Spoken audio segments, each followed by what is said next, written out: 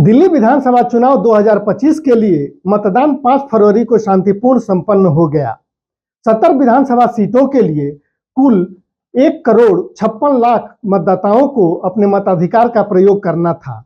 हालांकि इस बार कुल मतदान प्रतिशत 60.44 रहा, जो 2020 में 62.55% और 2015 में 67% की तुलना में लगभग 3% कम रहा। उत्तर पूर्वी जिले में सबसे अधिक 66.25% मतदान हुआ, जबकि दक्षिणी दिल्ली जिले में सबसे कम 56.31% मतदान दर्ज किया गया।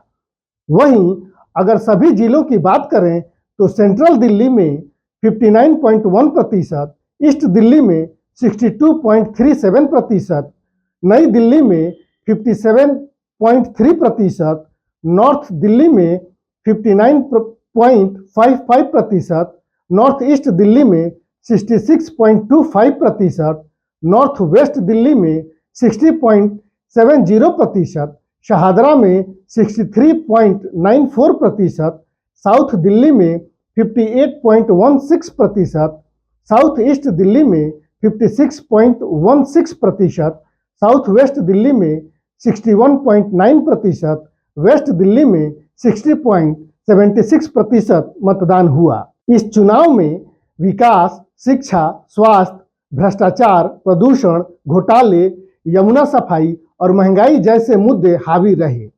आम आदमी पार्टी ने अपनी फ्री बिजली, फ्री पानी, महिलाओं को फ्री बस सेवा को जारी रखने के साथ साथ 15 नई गारंटियों की घोषणा पर जोर दिया, जबकि भारतीय जनता पार्टी ने भ्रष्टाचार और दिल्ली के विकास को अपना मुख्य मुद्दा बनाते हुए लगभग 27 गारंटियां लोगों के समक्ष रखी। वहीं कांग्रेस ने भी कई वादे करते हुए अपनी खोई राजनीतिक जमीन वापस पाने का प्रयास किया, लेकिन शुरुआती अनुमानों में उसे ज्यादा फायदा मिलता हुआ नहीं दिख रहा है। चुनाव बाद आए एग्जिट पोल में भाजपा को स्पष्ट बढ़त मिलती दिख रही है।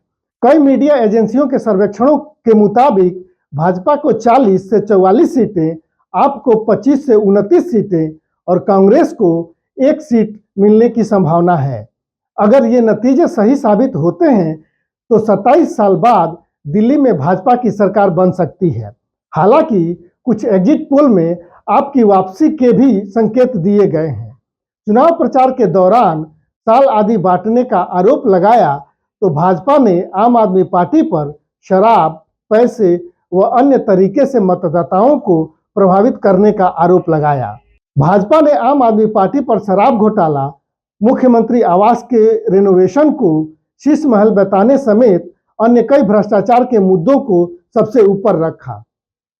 चुनाव से पहले दिल्ली के मुख्यमंत्री अरविंद केजरीवाल पर भ्रष्टाचार के मामलों को लेकर कानूनी कार्रवाई हुई, जिससे भी चुनावी माहौल गरमाया। दिल्ली चुनाव के नतीजे 8 फरवरी को घोषित किए जाएंगे।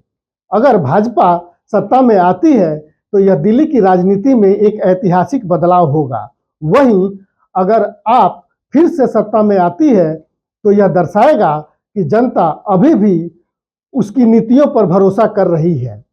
अब सबकी निगाहें 8 फरवरी के नतीजों पर टिकी है, जो तय करेंगे कि अगले 5 वर्षों तक दिल्ली की कमान किसके हाथ में होगी।